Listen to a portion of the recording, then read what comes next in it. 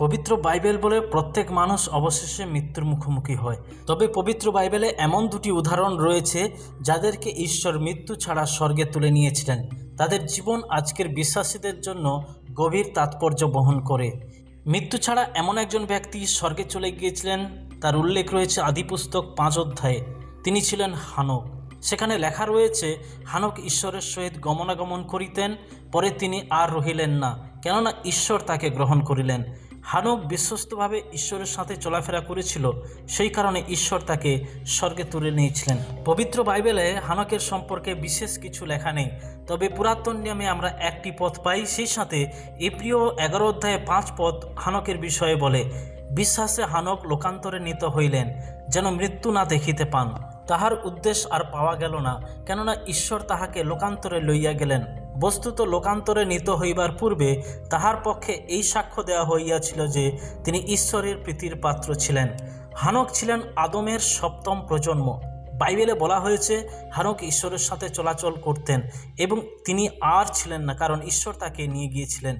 হানক ঈশ্বরকে সন্তুষ্ট করেছিলেন, তিনি ঈশ্বরের প্রীতির পাত্র ছিলেন। বুক অফ হানকে বলা হয়েছে হানক মৃত্যু দেখেনি, তিনি সরাসরি স্বর্গে গিয়েছিলেন। তিনি স্বর্গে স্বর্গদূতদের সাথে সাক্ষাৎ করেছিলেন এবং ঈশ্বরের বিষয়ে গুপ্ত জ্ঞান লাভ করেছিলেন। বুক অফ হানকে একটি গুরুত্বপূর্ণ অংশ হলো বুক অফ দ্য ওয়াচার্স। এতে বলা হয় কিছু দেবদূত পৃথিবীতে নেমে এসে মানব নারীদের সাথে মিলিত হয় ও দৈত্য জাতি নেফিলিমের জন্ম দেয়। ঈশ্বর হানককে নির্দেশ দেন যেন তিনি সেই পতিত দেবদূতদের বিরুদ্ধে সাক্ষ্য দেন এবং ভবিষ্যৎ মানবজাতিকে ঈশ্বরের বিচার সম্পর্কে সতর্ক করেন। হানক স্বর্গের 7টি স্তর দেখেন, স্বর্গদূতদের কর্মকাণ্ড, নরকের দৃশ্য ও পৃথিবীর ভবিষ্যৎ সম্পর্কে নানা দর্শন লাভ করেন। হানকের কাহিনীটি ঈশ্বরের সাথে তার ঘনিষ্ঠতা এবং বিশ্বস্ততার জীবনকে বর্ণনা করে। তার বিশ্বাস এতটাই গভীর ছিল যে ঈশ্বর তাকে মৃত্যু ছাড়া স্বর্গে তুলে নিয়েছিলেন। হানক ছাড়া বাইবেল আরও একজন ব্যক্তির কথা বলে যিনি মৃত্যুর স্বাদ পাননি, ঈশ্বর তাকে স্বর্গে তুলে নিয়েছিলেন, আর তিনি হলেন ভাববাদী এলিয়। ঈশ্বর তাকে ঘূর্ণ বায়ুতে স্বর্গে তুলে নিয়েছিলেন এবং এলিয়র শিষ্য এলিশায় তা দেখেছিলেন।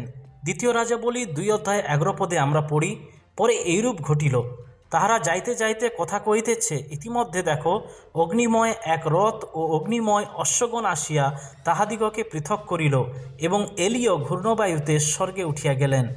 এলিয়ের জীবন সাহসিকতা, অলৌকিক ঘটনা এবং ঈশ্বরের উদ্দেশ্যের প্রতি অটল থাকার এক অনন্য নিদর্শন। তার অলৌকিক স্বর্গারোহণ ঈশ্বরের শক্তি এবং সার্বভৌমত্বের কথা বলে। হানক এবং এলিয় নবীর জীবন আমাদের কয়েকটি গুরুত্বপূর্ণ বিষয় শিক্ষা দেয়। হানক এবং এলিয়ের অভিজ্ঞতা সমস্ত বিশ্বাসীদের কাছে প্রতিশ্রুত চিরন্তন আশার একটি ঝলক। যদিও বেশিরভাগ মানুষের জন্য শারীরিক মৃত্যু একটি বাস্তবতা, তাদের গল্পগুলি এমন একটি ভবিষ্যতের কথা বলে যেখানে মৃত্যু আর শেষ নয়। সুসমাচার যোহন তার 11 অধ্যায় 25 পদে প্রভু যীশু বলেছেন, আমি পুনরুত্থান ও জীবন, যে আমাকে বিশ্বাস করে সে মরিলেও জীবিত থাকবে। যারা খ্রিস্টতে থাকবে তাদের জন্য অনন্ত জীবন নিশ্চিত, এবং মৃত্যু কেবল ঈশ্বরের উপস্থিতিতে একটি রূপান্তর। হানক এবং এলিয় আমাদের মনে করিয়ে দেন যে মানুষের জীবন এবং মৃত্যুর উপর ঈশ্বরের সম্পূর্ণ কর্তৃত্ব রয়েছে। তিনি প্রকৃতির আইন দ্বারা আবদ্ধ নন এবং অসাধারণ উপায়ে তার ঐশ্বরিক উদ্দেশ্যগুলি সম্পন্ন করতে পারেন। মৃত্যুর মধ্যেও বিশ্বাসীদের জন্য এটি একটি সান্ত্বনা, কারণ তারা জানবে যে ঈশ্বরের শক্তি কবরের বাইরেও বিস্তৃত রয়েছে। হানক এবং এলিয় উভয়ে ঈশ্বরের প্রতি বিশ্বাস এবং বাধ্যতার সাথে জীবনযাপন করেছিলেন। ঈশ্বরের সাথে হানকের পথ চলা এবং এলিয়ের ভবিষ্যবাণীমূলক পরিচর্যা ঈশ্বরকে সন্তুষ্ট করেছিল। তাদের গল্পগুলি আমাদের ঈশ্বরের সাথে আমাদের সম্পর্ককে আরও গভীর করতে শিক্ষা দেয়, আমাদের জীবনের প্রতিটি ক্ষেত্রে তার উপর নির্ভর করতে শিক্ষা প্রদান করে। আমরা আমাদের বিশ্বাসের স্বীকারোক্তিতে উচ্চারণ করি, আমরা মৃতগণের পুনরুত্থানে বিশ্বাস করি। 1 থেসলোনিকীয় তার 4 অধ্যায় 16 এবং 17 পদে পৌল লিখছেন, কারণ প্রভু স্বয়ং আনন্দধ্বনি সহ, প্রধান দূতের রব সহ এবং ঈশ্বরের তুরীবাদ্য সহ স্বর্গ হইতে নামিয়া আসিবেন, আর যাহারা খ্রিস্টে মরিয়াছে তাহারা প্রথমে উঠিবে। পরে আমরা যাহারা জীবিত আছি, যাহারা অবশিষ্ট থাকিব, আমরা আকাশে প্রভুর সহিত সাক্ষাৎ করিবার নিমিত্ত একসঙ্গে তাহাদের সহিত মেঘযোগে নীত হইব, আর এই রূপে সতত প্রভুর সঙ্গে থাকিব। হানক এবং এলিয় নবীর জীবন আমাদেরকে আগামী ভবিষ্যতের দিকে নিয়ে যায়। প্রভু যীশু যেমন বলেছে, তোমাদের হৃদয় বিচলিত না হোক, তোমরা ঈশ্বরে বিশ্বাস করো, আমার ওপরেও বিশ্বাস করো। আমি ফিরে আসব এবং তোমাদের আমার সাথে নিয়ে যাব, যাতে আমি যেখানে আছি সেখানে তোমরাও থাকতে পারো। তাই যেহুদার পত্র তার 1 অধ্যায় 20 এবং 21 পদে লেখা হয়েছে, কিন্তু প্রিয়তমেরা, তোমরা আপনাদের পরম পবিত্র বিশ্বাসের উপরে আপনাদিগকে গাঁথিয়া তুলিতে তুলিতে পবিত্র আত্মাতে প্রার্থনা করিতে করিতে ঈশ্বরের প্রেমে আপনাদিগকে রক্ষা করো এবং অনন্ত জীবনের জন্য আমাদের প্রভু যীশু খ্রিস্টের দয়ার অপেক্ষায় থাকো।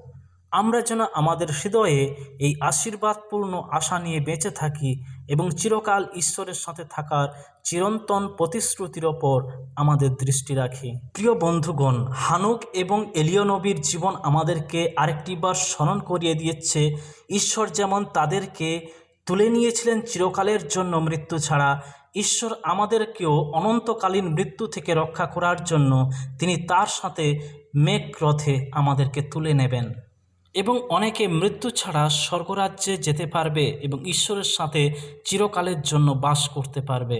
তাই আমাদের প্রভু যীশু খ্রিস্টের প্রকাশ প্রাপ্তির অপেক্ষায় আমাদের থাকতে হবে।